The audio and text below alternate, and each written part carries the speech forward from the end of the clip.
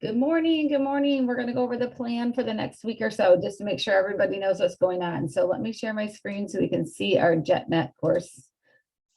Well, actually, this is what we're going to be working on today. So just a reminder, I'm not going to be doing a live session next Tuesday or Thursday. So today I would like to get through 1.6 is all about scientific notation, and I think we can work through that fairly quickly. And then I would like to spend the rest of the class period. I'm going to stop the recording and then we'll start the recording again just so I can put them up separately in JetNet. But we'll work on 1.7. I'm going to get you going as much as I can. There will be videos. So I'm going to make sure I show you that. So in our JetNet course, at the top of our JetNet course is the link to the YouTube videos that I've been making right here. And you can just click on there. 1.6 is already up there. So I'm going to be making 1.7 this probably tomorrow or Saturday. And I'll get that up there so you can finish whatever we don't finish in class. I'm hoping to get the big concepts done in class today so that some folks can ask questions. So then next week when I'm gone, you'll already have the content that you need. And so this needs to be moved because that is not happening. 2.1 is not going to happen until I get back. Sorry about that. So I'll have to move those around. 2.1 and 2.2. We'll figure that out. I'll get that all moved. So don't worry about any of the unit 2 dates. I'll kind of move those. We'll get caught up because unit 2.1 and 2.2 can kind of all be put together. So you'll have your lesson check for 1.7. You're going to work on the 1.6 and 1.7 worksheets and get those turned in while I'm gone. And then there's a unit 1 review. There's a review A and a review B. I want you to do review B, but it's not due until the Tuesday when I'm back. So that gives you some time to come and schedule time with me if you want to ask questions and all that good stuff. So I'm allowing this whole week here to rewatch any videos that you need to rewatch, get help, schedule some tutoring, and work on your project. So up here, so for anybody that still wants to maybe meet next week, I created this big blue button. It's basically like a Zoom, but it's through the school. And so I made it so any of you can start one. So if one of you wanted to start one today, you could, but you're just going to click on that and you're going to start a session. So if somebody wants to start one, I'm going to not join so you can see this. So you should be able to say join a session, well, or start a session. And then other people can come in. So if everybody here today was like, hey, I still want to be able to come on Tuesday and Thursday at 9 a.m. and at least help each other, you could get together, you could work on worksheets together, you could share your screen, and it works very similar to Zoom. Then if Carter wants to come, Carter's in my evening class. So if Carter wants to come, let me know today at the end of class. And if anybody else from the morning class wants to come, I can have somebody from the morning class. So when you get in here, let me just start this again. I'll show you what it looks like if you start a recording. You can get a link to be able to share it. So I can share Carter's email, and then if, this is what it's going to ask you. It's checking my echo test. Yeah, it's all good. So this is what it looks like. But you can go up here, and right here it says invited guests to join this meeting. So you could click on this, and then you can copy this invite, or you can just say email an invite. And if you do that, then you're just going to type in the person's email so I can share Carter's email. Carter's in my my night class. Ethan Clark is in my day class, so that's all good. Okay. So yeah, so you all can let me know if you would like to do that or not for next Tuesday. So my night class, they all said, oh, we still want to meet and help each other and work on things or whatever. So that's just what they've chosen to do. So I wanted to throw that out there. In the meantime, you should also be working on your Unit 1 project. Any other questions that y'all have for me? So we should probably jump right in and get working on the 1.6. So here are the assignments. So for 1.6, we have started on page 91. we're gonna be working on some scientific notation, and we'll get through what we can. And then like I said, I'd like to go through to lesson 1.7 for at least the last hour of class. And I'm gonna go through that with you because 1.7 is definitely probably one of the trickier sections we're gonna do all semester. Just because, not that it's hard material, but mainly because it's just new and different.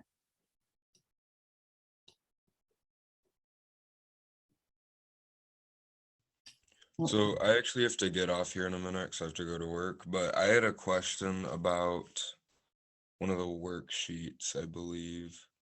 It was what the relative differences and like like how to interpret it. Uh-huh. I guess I just didn't understand well, like I tried looking up what is relative difference and didn't get it, and then I don't understand what it means, like how it wants us to interpret it. Okay, have you watched the videos from class where we went through relative difference? Okay, no, I did not. Well, that would Okay. probably help with that. Okay, so this is a great experience here. So I'll get everybody going in a breakout room and then Or is the E. coli ones, like how many times bigger the E. coli? yeah, When it says how many times bigger, they usually want you to divide. Oops, I guess I can go to my decimals here. So on 4, 5, and 6, is that what you're saying? yeah. Okay, actually, let me share my paper. That would be a good spot. So how about we go through these and just make sure that we all have the same setup for these here. So it says a typical flu virus measures between these two values and it wants them in scientific notation. So scientific notation, just a reminder, is always a single digit between 1 and 9 to the left of the decimal. So this first one, we're going to pick up that decimal and we're going to pick it up and move it right here to the right of 8. So it looks like 8.0. And when we do that, we have to count how many decimal places we move to the right. So 1, 2, 3, 4, 5, 6, 7, 8. So it's times 10 to the negative 8. Because we move the decimal to the right, we have to make it negative. So we know when we move it back to the left. And the biggest typical flu virus is this one right here. So I'm going to pick up my decimal and I'm going to move it. And this time I'm moving it between the 1 and the 2. So again, there's a single digit between 1 and 9 to the left of the decimal. So that's a 1.2 times 10. And I move that one 3, 6, 7 places. So this 1.2 times 10 to the negative 7 is just 1 power bigger than this one because negative numbers are smaller the further you get from 0 when you move this way.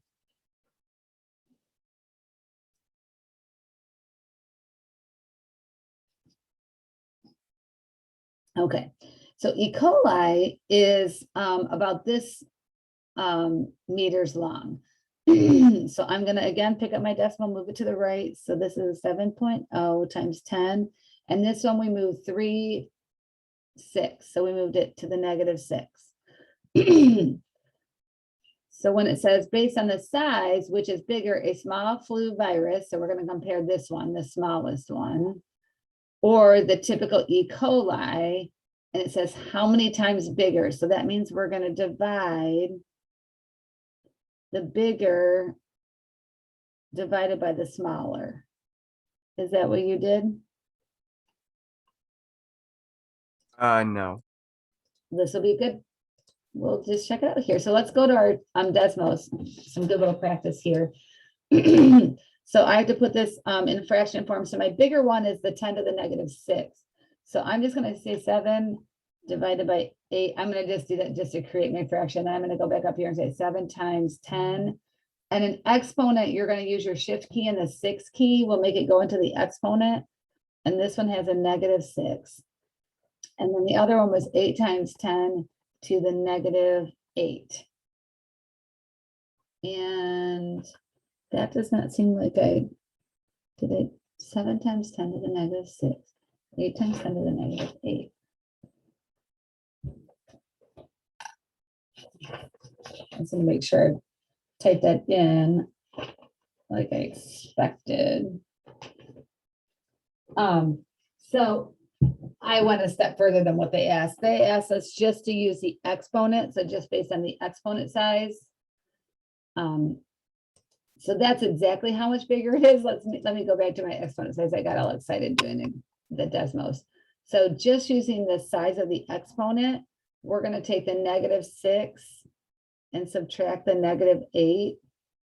So that becomes a -6 plus 8.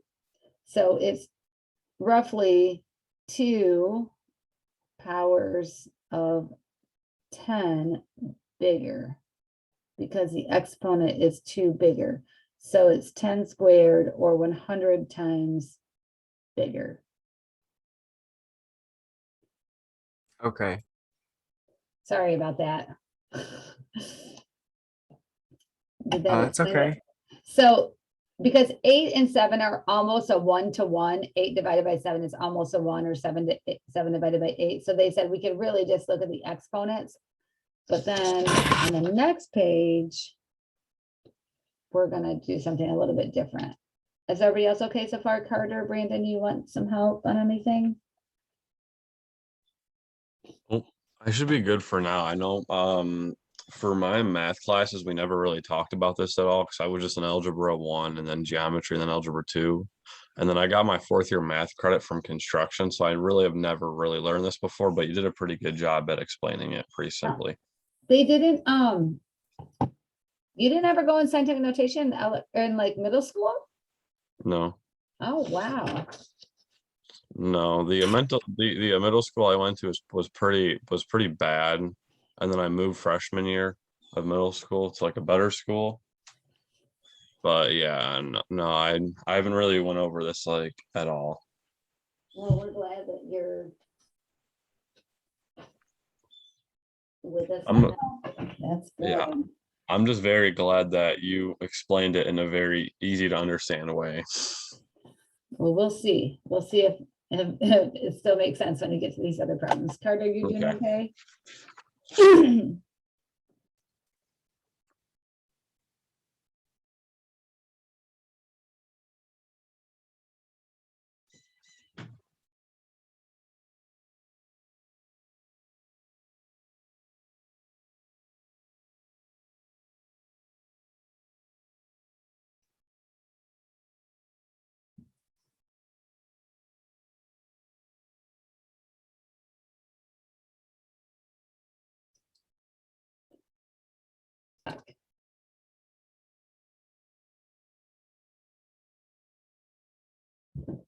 Carter, Brandon, have you guys both done 7A? I want to make sure we go over that one.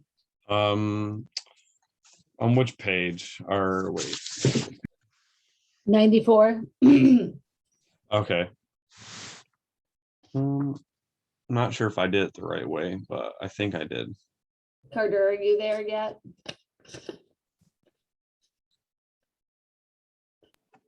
Yeah, I'm on 13. Okay, so let's just look at 7A and B. I just want to make sure everybody's got the right answers. You're here spending your time, and so I want to make sure I'm supporting you on that. So 7A on page 94. Oh, I keep doing this thing. The number of red blood cells per microliter of blood in an average healthy man is this. And so because we're in scientific notation and the exponent is positive, we move our decimal to the positive to the right. So we're moving it 6 places. So 5 past the 4 is 1, and then we have to add 5 additional zeros.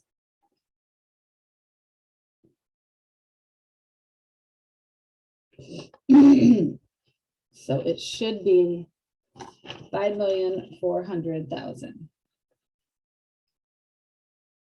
Then on B, it says the mass of an average human ovum is 3.6 times 10 to the -9. So because it's in scientific notation, the -9 gives us a hint. The negative tells us we're moving our decimal in the negative direction on the number line, 9 places. So we're going to go 1 past the 3 and then additional 8. So 1 plus 8 makes the 9. So we have our decimal and then 1, 2, 3, 4, 5, 6, 7, 8, 3, 6.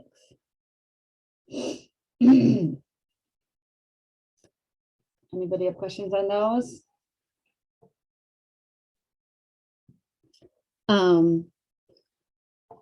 Anybody want to chime in on 8 and 9? What did you guys think of those? When a number written in scientific notation share has a positive exponent on 10, what can we say for sure about the number?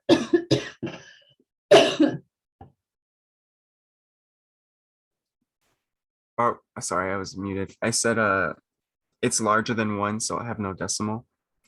Okay, we know it's bigger than 1. And if it's an exponent of 10, we know it's at least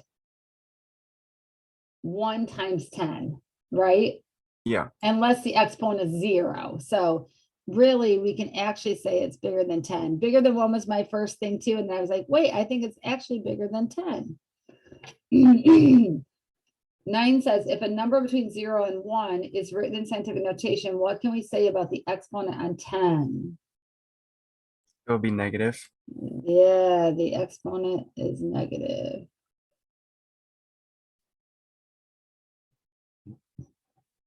Okay. 10 says, fill in the blanks. If a number in scientific notation has a negative exponent on 10, to convert the decimal form, move the decimal place blank. Left. Yep, move the decimal place left.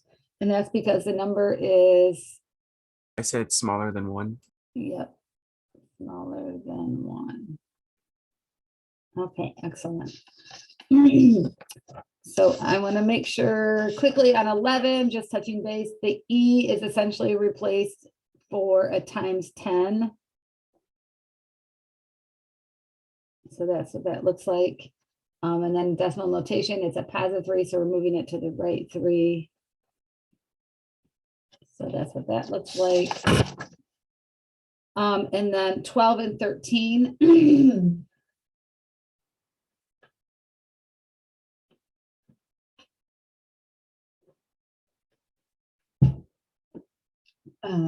I just want to make sure I'm hitting those.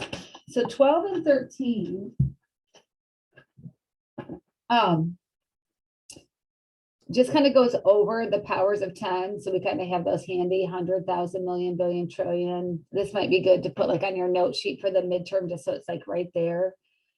And then this says, this is the size of the national debt in dollars for selected years from 1930 to 2019, shown in the table. So these positive 10s are the exponent. So this, anything between a positive 9 on the exponent, so 9, 10, and 11 are going to be in the billions. It's either going to be like the single billions, the 10 billions, the 100 billions, and then it will go to trillions. Okay, just like we do here. We've got 10 squared is 100, then it goes to thousands, and then between the thousands and the millions, there's a 3, 4, 5, right? So it goes to 1,000, 10,000, 100,000, and then it goes to millions. Okay. So this right here is 1.6, and because it's a 10, it's, you move it over 1 more, and it's actually, so it's 1.6, but it's to the 10. So if we move this back 1, it would be 0.16 billion. So it's, I mean, you move it 1 more, and it would go down to 9. So that's why it's 16 billion. So the 10s are, so this 10 right here means that we're going to move the decimal 1, and it will be 51 billion.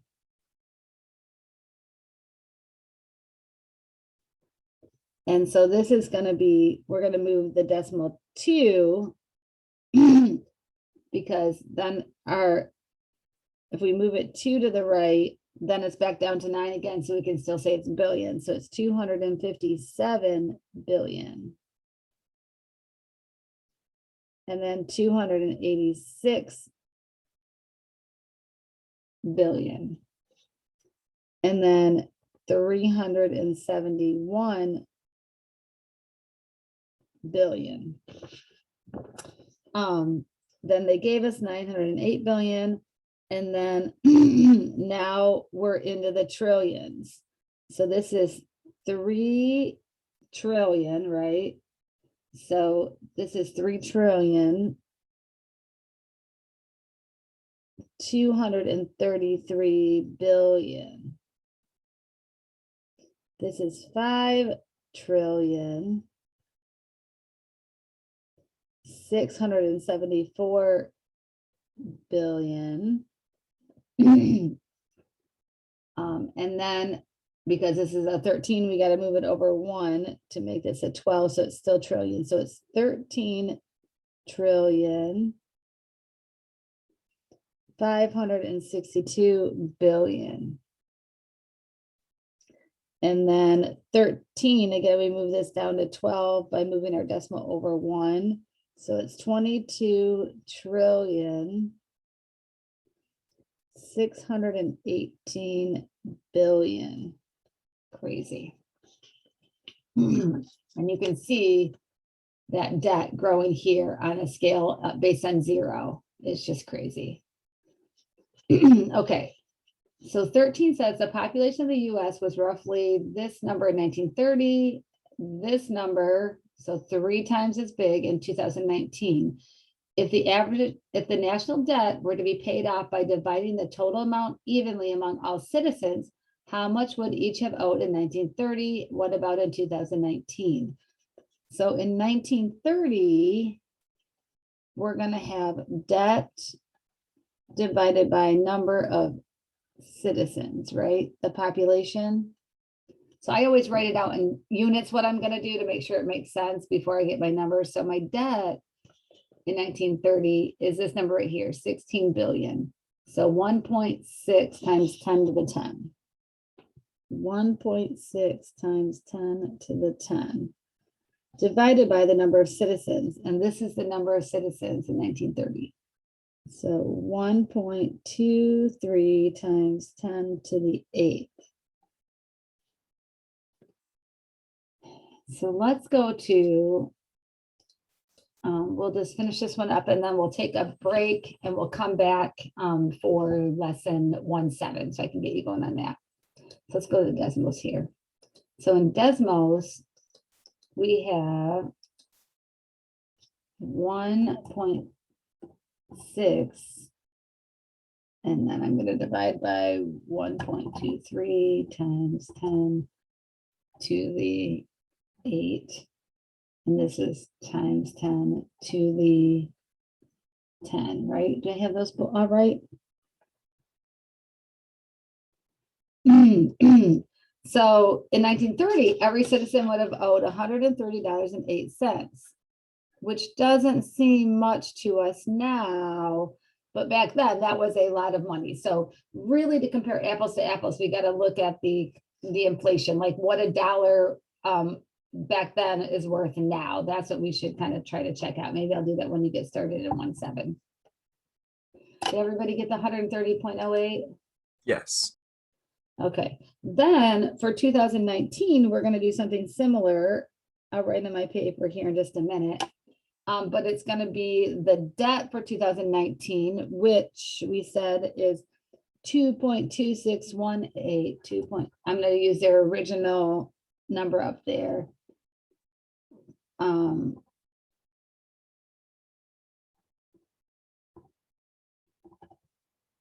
I'll go back up and finish that one here in a minute. I'm going to get the, okay, so 2.2618 times 10 to the 13 originally, right? So 2.2618. So this is how much we are going to owe in 2019 per person. We all owe $68,539.39. Now, actually, I thought we read somewhere that it was we owe over 100,000 a person, but that's probably because of 2020. We now owe more because we've have that much more debt just in 1 year. So this was the 2.2618 times 10 to the 13 divided by 3.3 times 10 to the 8. Crazy, isn't it?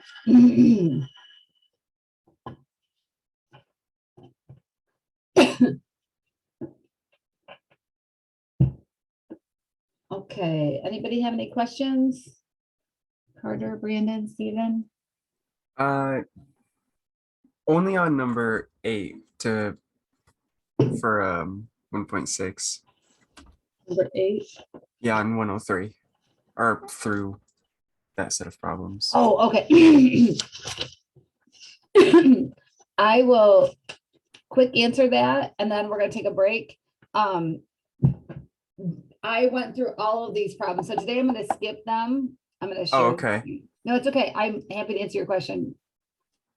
I'm gonna skip them today because if you go to my YouTube videos, they're all 1 through 8 is all my YouTube videos.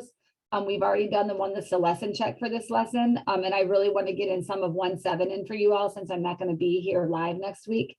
But what was your question, hon? You said number 3?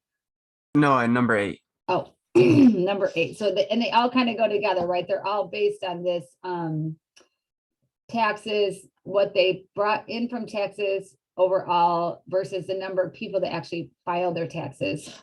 Right. And then number 8 says, how did the amount of money taken in by the government in 2018 compared to the amount spent, which was this? What can you conclude? So let me go to my number 8.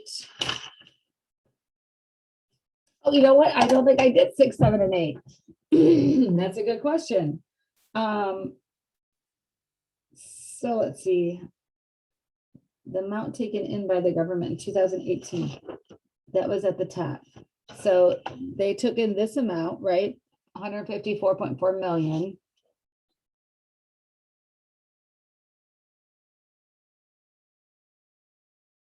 Okay, and that's 154.4 times 10 to the 6, right? Is million. Compared to the amount spent. And what they spent was 4 times 10 times 10 to the 12th. So this is not going to be good. And actually, because times 10 to the 12th is bigger, let's do spent over revenue. So, because I think it'll have a more impact on us if we flip them. So this is going to be the 4 times 10 times 10 to the 12th revenue. This is what they spent, I mean, versus the revenue. Everybody okay with that? Let's go to decimals here.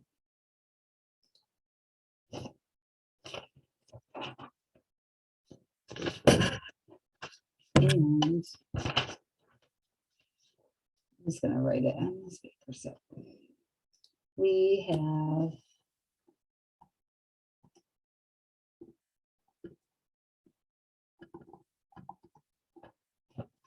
no 10 to the 6.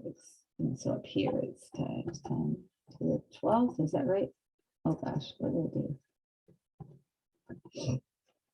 do? Wow, can you guys believe that?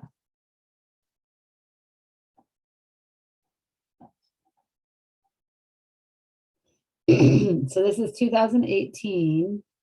We spent 26,554.4 times more than we brought in.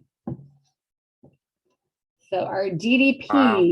I mean, our GDP is calculated a little bit differently, but it's a similar, it would have been the actual revenue divided by spending. And it's gross domestic product, which isn't really revenue, it's what we produced. But if you look at our GDP right now, it's not good. I think it's like 54%, which is about this. So if we flip this around, let's say I just do 1 over this number, 1 divided by 26,554.4.